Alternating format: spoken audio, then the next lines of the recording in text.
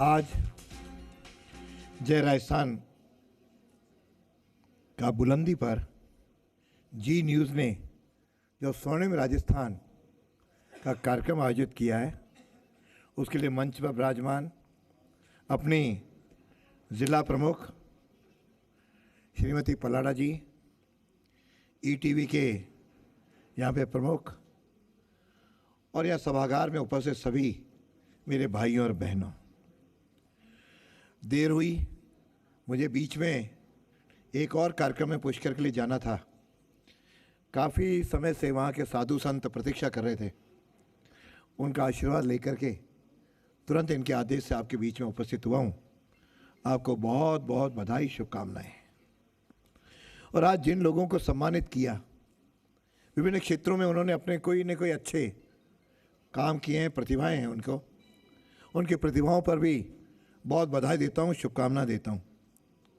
जब स्वर्णिम राजस्थान की चर्चा करें तो ध्यान आता है कि धोरों की धरती का ये राजस्थान, स्वर्णिम इतिहास का प्यारा राजस्थान, रण बांकुरे वीरों की धरती का राजस्थान, शक्ति, भक्ति, ज्ञान, वैराग्य, स्वाभिमान और वचनबद्धता के लिए मर मिटने वाला ये राजस्थान हम सब के लिए गौरव और सम्मान का विषय है।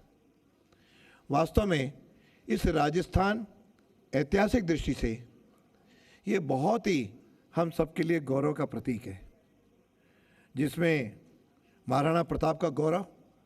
और मुझे तो बहुत बड़ी अनुभूति हुई कि जब हम किताब पढ़ते थे उस समय अकबर महान का पाठ था।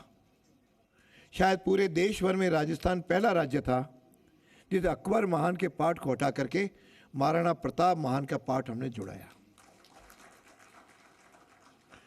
और राजस्थान चाहे माइनिंग की दृष्टि से बड़ा समृद्ध है, बड़ा ही यहाँ पर बहुत सारा आर्थिक दृष्टि से यदि मैं कहूँ कि खनिजों का अजायब घर है तो अतिशयोक्ति नहीं होगी। ऐसे महान राजस्थान का हम लोग जब प्रमोट करते हैं, ये राजस्थान एक विकसित राजस्थान के पूर्व बने। अपने देश के प्रधानमंत्री ने जब विकसित भारत की कल्पना की तो राजस्थान उससे पीछे रहने वाला नहीं है और इसको आगे बढ़ाया। दिन में कुछ वक्ताओं ने जो विषय रखा कि राजस्थान शिक्षा की नगरी रहा है, ये सही है, लेकिन पिछले लगभग कई वर्षों से शिक्षा का उपेक्षा की गई है। और संयोग से जब मुझे दायित्व मिला तो शायद राजस्थान 37 वर्षों के बाद एक नया राजस्थान के अंदर, अजमेर के अंदर विश्वविद्यालय की स्थापना हुई। और वह भी आयुर्वेद विश्वविद्यालय, वह प्रारंभ बहुत जल्दी होने वाला है। यहाँ का इंजीनियरिंग कॉलेज, उसको आईआईटी के तुल्य आरआईटी भी बनाने की घोषणा हुई है। लगभग 100 करोड़ की लागत से वह वहाँ पे स्थापित होने जा रहा है। तो शिक्षा की दृष्टि में बड़े, हालांकि पहला महिला इंजीनियरिंग कॉलेज उत्तर भारत का पहला अजमेर में बना, तो वह आगे बढ़ चला है और अजमेर भी राजस्थान की तरह कदम से कदम मिला करके आगे चल रहा है। यह राजस्थान अभी राइजिंग राजस्थान का बड़ा ही कई एमओयू हुए, लगभग 2,35,000 करोड़ के यहाँ पर अनुबंध हुए। तो मेरी यहाँ बैठे हुए सभी लोगों के और जी न्यूज़ के माध्यम से, चैनल के माध्यम से ये कहना चाहूँगा कि माननीय मुख्यमंत्री जी, एमओयू तो हुए हैं, लेकिन ये धरती पर, धरातल पर उतरें, इसके लिए पूरी ताकत लगाएं।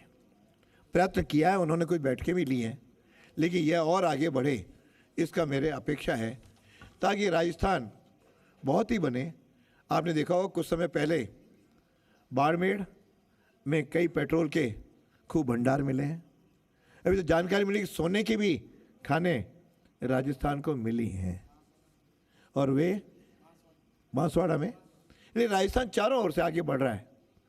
अब जब एक समय था जब सोने को हमने उधार गिरवी रख करके यहाँ की देश की अर्थव्यवस्था ठीक हुई थी, अब वह दिन लद गए। अब तो पूरी तरह जो फॉरेन एक्सचेंज का देश के अंदर बहुत अरबों डॉलर के आज वह देश बना है।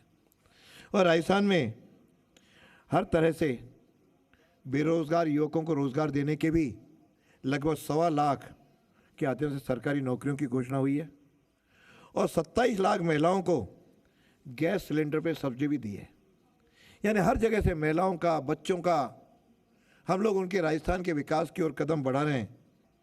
और अभी जिस पानी की कमी के लिए राजस्थान बड़ा ही पीड़ित रहा है, और अभी जल संसाधन मंत्री जी ने बताया होगा कि ये पहली सरकार है जिसने, वैसे तो पुराना यदि संबंध जुड़े तो अटल बिहारी वाजपेयी ने नदियों को जोड़ने की कल्पना की थी, सड़कों को तो उन्होंने जोड़ा, और आज भी चतुर्भुज आकार के सड़कें आज जो कुछ है वे अटल जी की देन है। और यह राजस्थान में नदियों को जोड़ने का काम प्रारंभ हुआ है, चाहे वह काली सिंध की नदी हो, पार्वती हो, चाहे चंबल प्रोजेक्ट हो, इसकी घोषणाएं हुई हैं। मुझे लगता है कि आगामी कुछ वर्षों में राजस्थान में पानी की कमी नहीं रहेगी और कई उद्योग उससे पनपेंगे। और अजमेर में पानी की समस्या का समाधान बहुत कुछ रहा है, बहुत कुछ लोग लिख भी रहे हैं, लेकिन उसके लिए स्थायी हल लगभग 600 करोड़ रुपए केवल अजमेर की पानी की समस्या के लिए स्वीकृत हुए। एक समय था जब 4-4 दिन में पानी मिलता था, और आज 48 घंटे में सब जगह पानी उपलब्ध हो रहा है। और मुझे विश्वास है ये केवल सर्दियों में नहीं, गर्मी के दिनों में भी इसी रूप में पानी अजमेर की जनता को उपलब्ध होगा। यह विकसित अजमेर बने उसके लिए आईटी का युग है।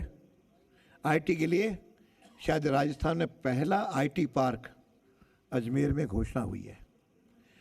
अब जब ये आईटी पार्क बन के तैयार होगा, कई कंपनियां आएंगी, तो अजमेर के जन का, युवा पीढ़ी को रोजगार के अवसर भी मिलेंगे। और इतना तक सीमित नहीं रहा, कुछ बातें तो कई की हैं, मैं बहुत विस्तार से, कोई ये नहीं है कि क्या क्या किया है उसके बताने की आवश्यकता नहीं है। आगामी बजट में भी अजमेर को बहुत कुछ किया जाए, उसके लिए भी करोड़ों की सौगातें मिलने की संभावनाएं हैं। आज अजमेर में जब बरसात हुई, सारा शहर पानी में डूब गया। उस पानी के जो भरा हुआ उसे निजात मिले, तो एक प्लान बना है ड्रेनेज का। अजमेर की ड्रेनेज को इम्प्रूव करने के लिए लगभग 100 करोड़ से अधिक की राशि उस पर खर्च होगी और स्वीकृत होने जा रही है।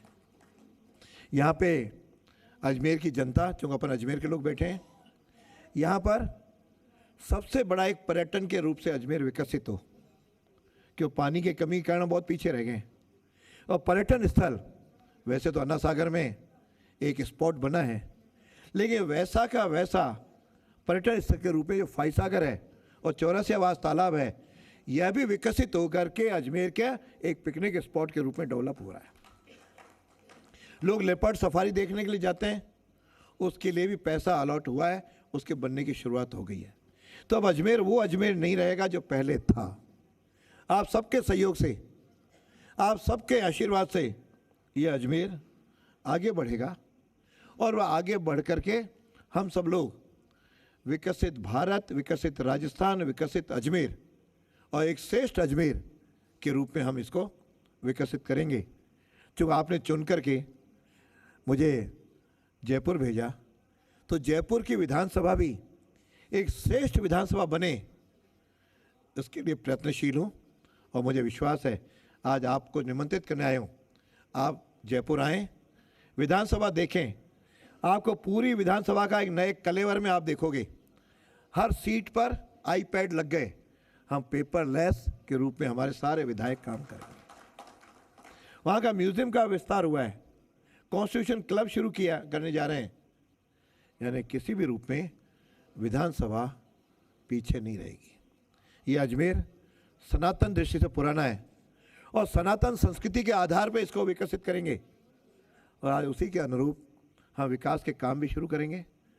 और लेकिन अब रहता है, हम विकास तो कर रहे हैं, करेंगे भी, लेकिन उसको जनता तक ले जाने का काम वो आवश्यक है। नहीं तो जंगल में मोर नाचा किसने देखा। वह काम जी वाले इसको कर रहे हैं, और नाम ही जी न्यूज़ है, और जी का इतिहास पुराना है, और मेरा व्यक्तिगत जुड़ाव भी जी से बहुत पुराना जुड़ाव है। और जब जी न्यूज़ में शशि जी ने और बाकी लोगों ने कहा कि आपको आना है, मैं ना नहीं कर पाया, और केवल इस कार्यक्रम के निमित्त ही अजमेर आज आया, बाकी कल सवेरे आता। और समाचार चाहे अपनी विकास की गतिविधियां हमने जनता तक पहुंचाई है, और उसके लिए बहुत पुराने संबंध, चाहे यहाँ पे पुरुषोत्तम जी रहे हों, याद करूं तो मुझे अच्छा लगता, देवसान हुआ, उन्होंने जी को सींचा, जी को आगे बढ़ाया। उसी जी की जो वर्तमान टीम है, शशि जी, यहाँ बिना अपने अभिजीत जी, सभी लोगों ने इसको आगे बढ़ाया है। मैं चाहूँगा कि निरंतर आगे बढ़ते रहें, ताकि व्यक्तियों को तत्कालिक समाचार भी मिले। आज तो स्ट्रिप के माध्यम से खोलो, आपको क्या हो रहा है तुरंत आपको जानकारी मिल जाती है। फिर चैनल तो बहुत हो गए, लेकिन जो विश्वसनीय चैनल हो और सत्य के आधारित खबरें सही समय पर हम जनता के पास पहुँचें, उसका जी न्यूज़ कर रहा है। और फिर समाचार सरोकारों के साथ बिना चैनल चलना अधूरा है। आज आपने विभिन्न क्षेत्रों में जो नई नई प्रतिभाएं हैं, उनका आपने सम्मान का कार्यक्रम रखा, इसके लिए आपको बहुत बहुत बधाई देता हूं, शुभकामनाएं देता हूं। प्रतिभाएं बहुत हैं, उन प्रतिभाओं को किसने देखा? आप शायद सारे संभाग केंद्रों पे इस तरह के आयोजन कर रहे हैं, शायद जिला स्तर पे भी आप लोग जाएंगे, लेकिन आज प्रतिभा को जिला स्तर पे कर रहे हैं। अपने एक ही केवल ज़िले की बात दूसरी जगह नहीं आती। आप जयपुर में उनको सम्मानित कर लोगे, लेकिन अजमेर वालों को कैसे पता लगेगा? लोकलाइज हो गए। उन ज़िले में जाकर के हम उन प्रतिभाओं को तराश रहे हैं, उनको सम्मानित कर रहे हैं, और सम्मान करने से चीज़ें आगे बढ़ेंगी। अजमेर की प्रतिभाएं अद्भुत हैं, उनको नमस्कार, उनको नमन भी करता हूँ। और इन सबसे इतिहास से सीख करके हमने आगे बढ़े, उन प्रतिभाओं को आगे लाना चाहिए। और शायद एक और स्लॉट जी ऐसा भी रखे कि विभिन्न प्रतिभाओं को वहाँ पे अवसर मिले, चाहे 10-10 मिनट भी मिले। ऐसा यदि 5-6 हमेशा हर सप्ताह, नहीं तो साप्ताहिक कार्यक्रम शुरू करें, जिसमें विभिन्न क्षेत्रों में जिन्होंने कुछ अच्छे काम किए हैं उसको जनता के सामने लाएं। साहित्य की भी बहुत बढ़िया प्रतिभाएं हैं, आज अपन ने कुछ को सम्मानित किया। मैं समझता हूँ कि प्रतिभाएं हैं, और यहाँ पे एक स्थल और डेवलप कर रहे हैं, साइंस पार्क। उस साइंस पार्क को आप देख करके आपको लगेगा, मुझे बड़ी पीड़ा के साथ कहना पड़ता है, जब हमारी सरकार थी स्वीकृत करा के ले आया, लेकिन पिछली सरकार ने उसको निरस्त कर दिया।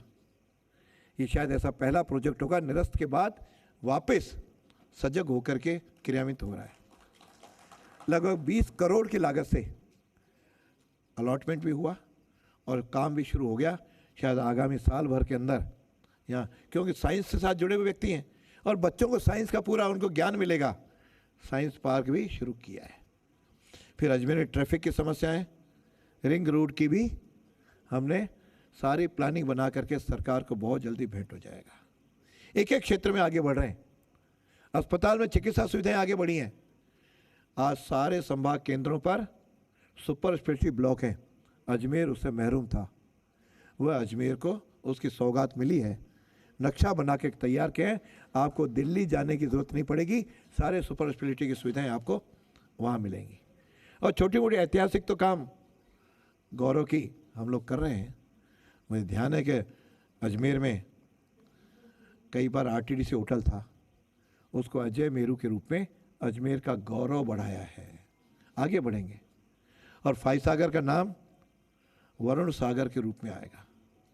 किंग एडवर्ड मेमोरियल है, मैंने कहा अब तो 70-75 साल हो गए दास्ता के गए, अब तो कम से कम उसको ऋषि मुनियों के नाम करें। तो महर्षि दयानंद मेमोरियल के रूप में उसका नामकरण होने जा रहा है। इसलिए सांस्कृतिक केंद्रों को डेवलप करो, आगे बढ़ें।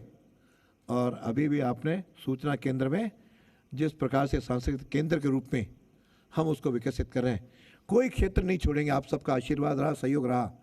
मन में है कि कुछ अजमेर के लिए किया जाए।